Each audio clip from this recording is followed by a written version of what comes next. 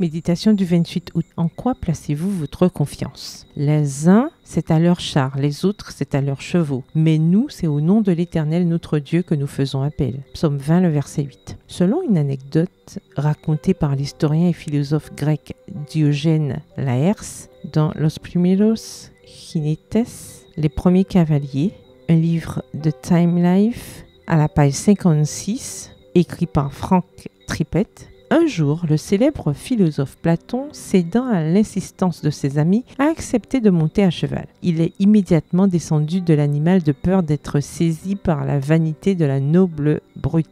Les chevaux venaient d'être domestiqués pour la première fois et l'on découvrait un monde différent, au-delà des limites physiques de l'homme. Les hommes se sentaient exaltés par ces animaux qui leur transmettaient leur assurance, leur courage et leur force. La fierté des hommes était alors de monter à cheval. Des dessins ont été réalisés sur les murs des temples, des statues équestres ont été sculptées dans le métal et le bois. Des images de chevaux ont été frappées sur des pièces de monnaie et même des poèmes et des romans ont été écrits à leur sujet. C'est pourquoi Platon n'a pas laissé les attributs du quadrupède lui faire tourner la tête. De nombreux royaumes ont réalisé leur conquête grâce à leur cavalerie et ont fondé leurs espoirs sur la force et la bravoure de leurs animaux. Mais malgré toutes les grandes qualités, les chevaux sont aussi morts au combat aux côtés de leurs cavaliers. En quoi avez-vous mis votre confiance aujourd'hui? Peut-être vous sentez-vous en sécurité grâce à votre compte en banque, à votre maison, à l'emploi de votre mari ou à votre propre emploi.